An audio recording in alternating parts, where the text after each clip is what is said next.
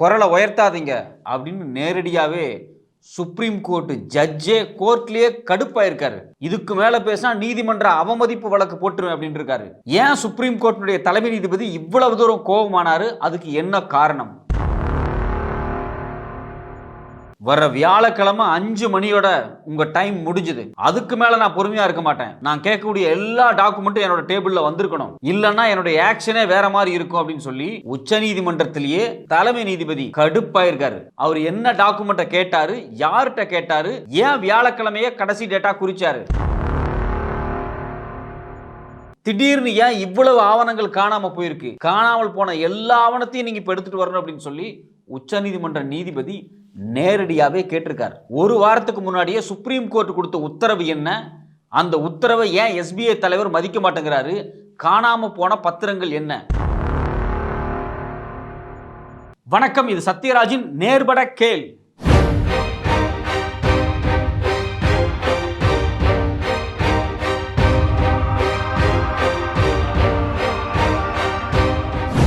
கடந்த 10 நாட்களா இந்தியாவே பரபரப்பா இருக்கக்கூடிய ஒரு விஷயம் என்னன்னா தேர்தல் பாண்டு தான். அரசியல் கட்சிகள் நன்கொடையா தேர்தல் பாண்டை பயன்படுத்தி 16,000 கோடி பணம் வாங்கியிருக்காங்க. யார் யாரு எந்தெந்த அரசியல் கட்சி எவ்வளவு வாங்கியிருக்காங்க டீட்டெயிலை உச்ச நீதிமன்றத்தில் வச்சு வெளியிடணும் அப்படின்னு சொல்லி தலைமை நீதிபதி ஏற்கனவே சொல்லிட்டாரு. இந்த பாண்டை வித்தது யாரு அப்படின்னா எஸ்பிஐ பேங்க். இந்த எஸ்பிஐ பேங்கை நேரடியாவே கோர்ட்டு கூப்பிட்டு நீங்க தான் பாண்டு வித்திருக்கீங்க, 2019 2024 வரைக்கும் வித்திருக்கீங்க, இந்த இடைப்பட்ட காலகட்டத்தில் எத்தனாயிரம் கோடி ரூபாய் பாண்டை நீங்க வித்திருக்கீங்க, உங்கள்கிட்ட இருந்து யாரெல்லாம் வாங்கினாங்க, அந்த வாங்கினவங்களோட மொத்த டீட்டெயில்ஸையும் கொடுங்க. அது மட்டும் இல்லாம இது எந்தெந்த அரசியல் கட்சிகள் இதை காசா மாத்திருக்காங்க, அதாவது இந்த தேர்தல் பாண்டு எந்தெந்த அரசியல் கட்சிகளுக்கு போயிருக்கு, அதனூடாக எந்தெந்த கட்சி எவ்வளவு பணம் வாங்கியிருக்காங்க, அந்த டீட்டெயிலையும் கொடுங்க அப்படின்னு சொல்லி தொடர்ச்சியா உச்ச நீதிமன்றம் கேட்டுக்கிட்டே இருக்காங்க. முதல் உத்தரவே அதுதான். இந்த பிரச்சனை எப்ப சூடு பிடிக்க ஆரம்பிச்சது அப்படின்னா கடந்த பிப்ரவரி மாதம் 15ஆம் தேதி இந்த பிரச்சனை உச்சத்துக்கு வந்துச்சு. உச்சநீதிமன்ற தலைமை நீதிபதி என்ன சொன்னாரு, ஓட்டு போட மக்கள்கிட்ட இருந்து எதையுமே மறைக்க முடியாது, தேர்தல் கட்சிகள் பல ஆயிரம் கோடி நிதியை வாங்கியிருக்காங்க, யார் யார்கிட்ட எந்தெந்த கார்பரேட் கம்பெனிகள் இருந்தெல்லாம் இவங்க பணம் வாங்கினாங்கிற டீட்டெயிலை மக்கள்கிட்ட, அதாவது பொதுப்படையா வெளியே சப்மிட் பண்ணணும் அப்படின்னு சொல்லி உச்சநீதிமன்றம் வந்து சொல்லுது. அது மட்டும் இல்லாம பிப்ரவரி 15ஆம் தேதி தீர்ப்புல தெளிவா உச்சநீதிமன்றத்தினுடைய தலைமை நீதிபதி சந்திரசூட் சொன்னாரு, இந்த பாண்டு சிஸ்டம் அன்கான்ஸ்டிடியூஷனல், அரசியலமைப்புக்கு புறம்பானது, இதை ஏற்றுக்கொள்ள முடியாது அப்படின்னு ரொம்ப ரொம்ப ரொம்ப ரொம்ப தெளிவா சொல்றாரு. மக்களுக்கு தெரியாம நீங்க பணத்தை வாங்குனீங்கப்பா, அப்படியெல்லாம் வாங்கக்கூடாதுப்பா, அரசியலமைப்பு சட்டத்துக்கு விரோதமானதுப்பா, அது இனிமேல் இது அன்கான்ஸ்டிடியூஷனல்ப்பா, இது வரைக்கும் எவ்வளவு பணம் வாங்கியிருக்கீங்க எல்லா டீட்டெயிலையும் மக்கள்கிட்ட சொல்லிடுங்க அப்படிங்கிறாங்க. இது நேர்மையான விஷயம் தானே? உடனே எஸ்பிஐ பேங்க் என்ன பண்ணணும், அவங்க எவ்வளவு தேர்தல் பாண்டை வித்தாங்களோ அந்த பாண்டுக்குரிய எல்லா டீட்டெயில்ஸும் கொடுத்துட வேண்டியதானே? பத்திரிகை செய்தியில் கொடுக்கலாம், கோர்ட்டில் கொடுக்கலாம், எலெக்ஷன் கமிஷன் கொடுக்கலாம், கொடுத்துருக்கணும். அதுதான் எஸ்பிஐ பேங்கினுடைய நேர்மையான வேலை. ஆனால் எஸ்பிஐ பேங்க் செஞ்சாங்களா? செய்யலை. ஒவ்வொரு முறையும் கோர்ட்டு கூப்பிட்டு கேட்டுக்கிட்டே இருக்காங்க. இந்த எஸ்பிஐ பேங்க் எத்தனை கட்டமாக அந்த பாண்டை விற்றுருக்காங்க, யாரெல்லாம் வாங்கினாங்க, யாரெல்லாம் அதை கேஷாக மாற்றிருக்காங்க, எவ்வளோ பணம் எந்த அரசியல் கட்சிக்கு போகுது அப்படிங்கிற டீட்டெயிலை மார்ச் 6க்குள்ளே கொடுங்கனாங்க. ஆனால் எஸ்பிஐ பேங்க் என்ன பண்ணுச்சு, நேராக கோர்ட்டுக்கு வந்து எங்களுக்கு ஜூன் மாதம் வரைக்கும் டைம் வேணும் அப்படின்னு கேட்டுச்சு. ஜூன் மாதத்துக்குள்ளே தேர்தல் முடிஞ்சு யார் ஜெயிச்சாங்க தோத்தாங்கிற வெற்றியா அறிவிக்கப்படும். அப்ப தேர்தல் முடிஞ்சதுக்கு பிறகுதான் நீங்க இதை வந்து கொடுப்பீங்களா? ஏன் இதை நீங்க கொடுக்க மாட்டேங்கிறீங்க? யாரை மறைக்கிறீங்க? எந்தெந்த அரசியல் கட்சி நீங்க பாதுகாக்கிறீங்க? இது மாதிரியான பல கேள்விகளோட சந்திரசூட் வந்து எஸ்பிஐ பிடிச்சி கண்டமேனிக்கு திட்டினாரு. நீங்க இன்னும் 24 மணி நேரம் டைம் தர்றேன், எல்லா டாக்குமெண்ட்டும் எடுத்துட்டு வாங்க அப்படின்னாங்க. உடனே நீங்க சப்மிட் பண்ணணும் அப்படின்னு சொன்னாங்க. உடனே எஸ்பிஐ பேங்க் பதட்டம் ஆயிடுச்சு. எஸ்பிஐயோட டைரக்டர் எப்பா என்ன ஆளை விட்டுருங்கன்னு சொல்லி எல்லா டாக்குமெண்ட்டையும் எடுத்து கொண்டாந்து உச்சநீதிமன்றத்தில் கொடுத்தாரு. சார் இதெல்லாம் தான் டாக்குமெண்ட்டு, இது எல்லாத்தையும் நான் எலெக்ஷன் கமிஷன்கிட்ட கொடுத்துட்டேன், எலெக்ஷன் கமிஷன் அவங்க வெப்சைட்டில் அப்லோட் பண்ணிட்டாங்க, நான் எல்லா டீட்டெயிலையும் கொடுத்துட்டேன் சார் அப்படின்னு சொல்லி எஸ்பிஐ எஸ்கேப் ஆக முயற்சி பண்ணிச்சு. தேர்தல் கட்சி எல்லாத்தையும் போட்டு விட்டுட்டு எனக்கு இதுக்கு சம்மந்தம் இல்லைப்பா அப்படின்னு சொல்லி எஸ்கேப் ஆக முயற்சி பண்ண எஸ்பிஐ பேங்கை திருப்பியும் சந்திரசூட் கூப்பிட்டு வச்சு செஞ்சுட்டார். என்ன செஞ்சார் அப்படின்னா, நான் உங்கள்கிட்ட என்ன கேட்டேன், யார் எவ்வளோ பணம் வாங்கினாங்க அப்படிங்கிற மொத்த டீட்டெயிலையும் கொடுங்கன்னு நான் கேட்டேன். அதை ஏன் நீங்கள் கொடுக்க மாட்டேங்கிறீங்க? நீங்கள் என்ன பண்ணியிருக்கீங்க, எவ்வளோ தேர்தல் பத்திரம் விற்றுருக்கீங்களோ அதை பிளாங்காக நீங்கள் கொடுத்துட்டீங்க. அப்படியெல்லாம் எனக்கு தேவை கிடையாது, சீரியல் நம்பரோட கொடுங்க. நீங்கள் என்ன சொன்னீங்க, எல்லா பத்திரத்துக்கும் ஆல்ஃபா நியூமரிக் நம்பர் இருக்குது, யார் எங்கே வாங்கினாலும் எங்களுக்கு தெளிவாக தெரியும். இப்போ எஸ்பிஐ பேங்க்கில் வந்து ஒரு கம்பெனிக்காரன் 100 கோடி ரூபாய்க்கு பாண்டு வாங்குறான் அப்படின்னா அந்த 100 கோடி ரூபாய் பாண்டில் ஒரு யூனிக் நம்பர் இருக்கும். இந்த 100 கோடி ரூபாய் பாண்டு எந்த அரசியல் கட்சிக்கு போகுதோ அந்த அரசியல் கட்சி திருப்பி வந்து பேங்க்கில் தான் காசாக மாற்றணும். அப்படி மாற்றும் போது எந்த அரசியல் கட்சி இந்த நியூமரிக் நம்பரை காசா மாற்றிருக்காங்கிற ஈஸியாக தெரிஞ்சிடும். அப்போ எல்லா டீட்டெயிலையுமே தெளிவாக வெளிப்படையாக தெரிகிற மாதிரி டெக்னாலஜி தான் அதுக்குள்ளே இருக்குது. ஆனால் அதை கொடுக்க நீங்கள் வந்து தயங்குறீங்க. ஏன் தயங்குறீங்க? அந்த ஆல்ஃபா நியூமர் நம்பரை கொடுங்க அப்படின்னு சொல்லி உச்சநீதிமன்ற நீதிபதி நேரடியாக கேட்குறாரு. இருந்தாலும் எஸ்பிஐ தரப்புலேருந்து இல்லை சார், அந்த டாக்குமெண்ட் இந்த டாக்குமெண்ட் கொஞ்சம் லேட் ஆகும், மேட்ச் பண்ணி பார்க்கணும் அப்படின்னு பயங்கர கதை விட்டாங்க. நான் மேட்ச் பண்ணிக்கிறேன், உங்களை நான் மேட்ச் பண்ணியெல்லாம் ஒன்றும் கேட்கல, டாக்குமெண்ட்டை எடுத்து வந்து என் டேபிளில் வைங்க அப்படிங்கிறாரு. ஆனால் இன்னைக்கு வரைக்கும் பார்த்தீங்க அப்படின்னா எஸ்பிஐ பேங்க் அந்த ஆல்ஃபா நியூமரிக் நம்பரை வந்து டேபிளில் கொண்டு வந்து வைக்கல. இப்போ நேற்று பார்த்தீங்கன்னா உச்சநீதிமன்றத்தில் திரும்பவும் இது குறித்து டிஸ்கஷன் வரும்போது எஸ்பிஐ பேங்கினுடைய தலைவர் ஆதிஷ் அகர்வால் நேரடியாக கோர்ட்டுக்கு வர்றாரு. அவர் கூட பார்த்தீங்க அப்படின்னா எஸ்பிஐ பேங்க்காக வாதாடக்கூடிய வக்கீல் மேத்யூ நெடும்பாறை அவரும் வர்றாரு. 2 பேர் வந்து கோர்ட்டில் சந்திரசூட் முன்னாடி ஆஜராகிறாங்க. ஆஜராகி சார் நாங்கள் இந்த டாக்குமெண்ட்லாம் கொடுத்துட்டோம், அப்படி ஆயிடுச்சு இப்படி ஆயிடுச்சுன்னு கதை விடுறாங்க. சந்திரசூட் கடுப்பாயிட்டார். நான் என்ன உத்தரவு போட்டேன்? உத்தரவை நீங்கள் எடுத்து படித்து பார்த்தீங்களா இல்லையா? உத்தரவில் நான் தெளிவாக சொன்னேன், இந்த தேர்தல் பத்திரங்கள் குறித்து எல்லா விவரங்களையும் கோர்ட்டில் கொடுங்கன்னு, தேர்தல் ஆணையத்தில் கொடுங்கன்னு சொன்னேன். இந்த எல்லா விவரங்கள் அப்படிங்கிறது இந்த ஆல்ஃபா நியூமரிக் நம்பர்னு ஒரு நம்பர் இருக்குது பார்த்தியா, அதையும் சேர்த்து தான் சொன்னேன். ஆனால் நீங்கள் என்ன பண்ணி வச்சுருக்கீங்க? ரொம்ப ஸ்மார்ட்டுன்னு நினைக்கிறீங்களா? வெறும் பாண்டு அதை மட்டும் கொண்டு கொடுத்துட்டீங்க. அதாவது எஸ்பிஐ பேங்க் எவ்வளோ பாண்டை விற்றாங்க அந்த பாண்டோட டீட்டெயில்ட்டை மட்டும் கொடுத்துட்டீங்க. இந்த ஆல்ஃபா நியூமரிக் நம்பர் யார் கொடுப்பா? எனக்கு அடிப்படையில் இருக்கக்கூடிய ஒரு கேள்வி என்ன அப்படின்னா, கோர்ட்டு கொடுத்த முதல் உத்தரவை நீங்கள் படித்து பார்த்தீங்களா இல்லையா? நீங்கள் என்ன நீதிமன்றத்தோட விளையாடுறீங்களா? நான் திரும்ப திரும்ப ஒரு விஷயத்தை கேட்டுக்கிட்டே இருக்கேன், ஆனால் நீங்கள் கொஞ்சம் கொஞ்சமாக கொடுக்குறீங்க, சில விஷயத்தை கொடுக்க மாட்டேங்கிறீங்க, சில விஷயத்தை மறைக்கிறீங்க தொடர்ச்சியா. ஏன் இப்படி பண்ணுறீங்க? எல்லாத்தையும் என் டேபிளுக்கு கொண்டு வாங்க அப்படின்னு சொல்லி சந்திரசூட் நேரடியாகவே கேட்குறாரு.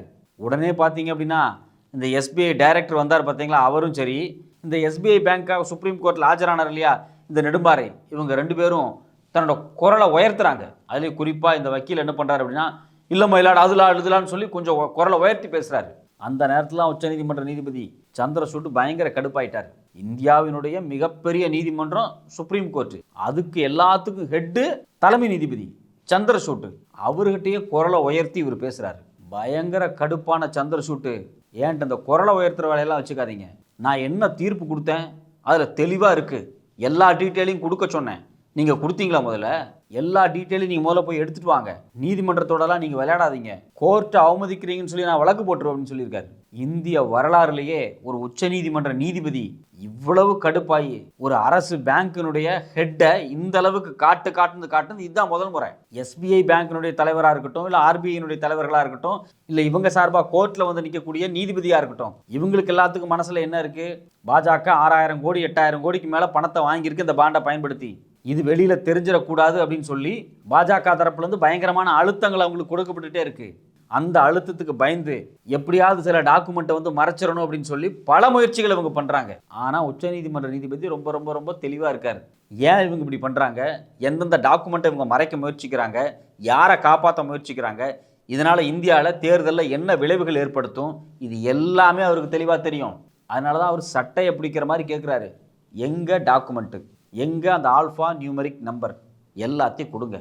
இப்போதைக்கு இந்தியாவில் பார்த்தீங்க அப்படின்னா சில கட்சிகள் தான் யார்கிட்ட எவ்வளோ நிதி வாங்கணும் அப்படிங்கிற டீட்டெயிலை வெளியவே விட்டுட்டாங்க. ஆனால் பாஜக மாதிரி 6000 கோடி 8000 கோடி பணம் வாங்கின பெரிய கட்சி ஏன் இது வரைக்கும் டீட்டெயிலை வெளியிடலை அப்படிங்கிற கேள்வி பயங்கரமாக எழுந்திருக்கு. இது மட்டும் இல்லாமல் குண்டை தூக்கி போடுற மாதிரி இன்னொரு பெரிய பிரச்சனை, எஸ்பிஐட்ட என்ன கேட்டாங்க, எவ்வளோ பாண்டு நீங்கள் விற்றுருக்கீங்க, அதனுடைய மொத்த மதிப்பு என்ன, எல்லாத்தையும் கோர்ட்டில் கொடுங்க. ரொம்ப சிம்பிளான வேலை. நீங்கள் பாண்டு விற்றுருக்கீங்க, இந்த 5 வருஷமாக வருஷம் முழுக்க நீங்கள் பாண்டை விற்கல, ஒரு 15 நாள் கேப்பில் தான் நீங்கள் பாண்டை விற்றுருக்கீங்க. வருஷத்துக்கே 4 தடவையோ 5 தடவை தான் நீங்கள் பாண்டு விற்றுருக்கீங்க. நீங்கள் ஒன்ஸ் பாண்டு விற்ற உடனே எல்லா டீட்டெயிலையும் யாருக்கு அனுப்புவீங்க? ஆர்பிஐக்கு அனுப்ப போகிறீங்க. எல்லாமே டாக்குமெண்ட் ஆகிருக்கு. ஏன் அப்படின்னா இந்த பாண்டு விற்ற 15 நாளுக்குள்ளே அது கேஷாக மாறணும். அப்போ இன்றைக்கி ஒரு 1000 கோடி ரூபாய்க்கு பாண்டு விற்றுருக்கு அப்படின்னா 15 நாளுக்குள்ளே அதை யாரோ ஒரு அரசியல் கட்சிக்காரங்க காசாக மாற்றிருப்பாங்க. இது எல்லாமே ஆர்பிஐட்ட ஆவணப்படுத்தப்பட்டிருக்கும். சாதாரணமாக ஏடிஎம்மில் போய் ஒரு பேங்க்கில் பணம் எடுத்தாலே உடனே நமக்கு மெசேஜ் வந்துடுது. நம்ம அக்கௌண்ட்டில் யாராவது காசை டெபாசிட் பண்ணால் உடனே மெசேஜ் வருது. எதுவாக இருந்தாலும் ஒரு செகண்டில் மெசேஜ் வந்துட்டு இருக்கக்கூடிய டிஜிட்டல் யுகம்னு நீங்கள் தான் பேசிகிட்டு இருக்கீங்க. ஆனால் 16000 கோடிக்கு பாண்டை விற்றுட்டு இதனோட டாக்குமெண்ட் எல்லாம் எங்கள்கிட்ட சரியா இல்லை, இதெல்லாம் இன்னும் நாங்கள் அப்லோட் பண்ணலை, இதெல்லாம் நாங்கள் இன்னும் மேட்ச் பண்ணி பார்க்கல, இந்த கதையெல்லாம் விடாதீங்க. நீங்கள் யாரை காப்பாற்றுறதுக்கு இதெல்லாம் பண்ணுறீங்க? எல்லா டாக்குமெண்ட்டையும் கொண்டு வாங்க அப்படின்னு சொல்லி உச்சநீதிமன்றம் தெளிவாக சொல்லிச்சு. ஆனால் எஸ்பிஐ என்ன பண்ணிச்சு தெரியுங்களா? 16000 கோடிக்கு மதிப்பிலான மொத்த பாண்டோட லிஸ்ட்டையும் கொடுக்கல. ஒரு 4000 கோடி ரூபாய்க்கான மதிப்பிலான பாண்டு பேப்பர் இருக்குது பார்த்தீங்களா, இதை மறைச்சிட்டாங்க. உச்சநீதிமன்ற நீதிபதி இதை கண்டுபிடிச்சிட்டார். அதில் தான் ஒரு பயங்கர டென்ஷன் ஆகிட்டார். மொத்த பாண்டு எவ்வளவு? 28,030 பாண்டு. இதெல்லாம் நீங்கள் விற்றுருக்கீங்க கடந்த 5 வருஷத்தில். இதனோட மதிப்பு ஏறத்தாழ 16,518 கோடிங்கிறாங்க. ஆனால் நீங்கள் கோர்ட்டில் கொண்டு வந்து கொடுக்கக்கூடிய டாக்குமெண்ட்ஸ் எவ்வளோவா இருக்குது? வெறும் 18,870 பாண்டை தான் கொண்டு வந்து கொடுக்குறீங்க. இதனுடைய மதிப்பு எவ்வளோன்னு பார்த்தீங்கன்னா ஏறத்தாழ 12,515 கோடிங்கிறாங்க. இப்போ பேலன்ஸ் இருக்கக்கூடிய பாண்டுகள் எங்கே? இதனுடைய மதிப்பு 4,000 கோடிக்கு அதிகம். ஏன் அதை கொண்டு வந்து நீங்கள் சப்மிட் பண்ண மாட்டேங்கிறீங்க? அந்த மிஸ்ஸிங் பாண்டு யாரோடது? இப்போது ஒரு 4,000 கோடிக்கு மதிப்பிலான பாண்டு காணோம். அது காணாமலாம் போகலை, மறைக்கப்பட்டிருக்கு. அந்த மறைக்கப்பட்ட பாண்டு ஒரு குறிப்பிட்ட கட்சியை சார்ந்தது. அந்த குறிப்பிட்ட கட்சி வேறு யாரும் கிடையாது, பாஜகவு தான்.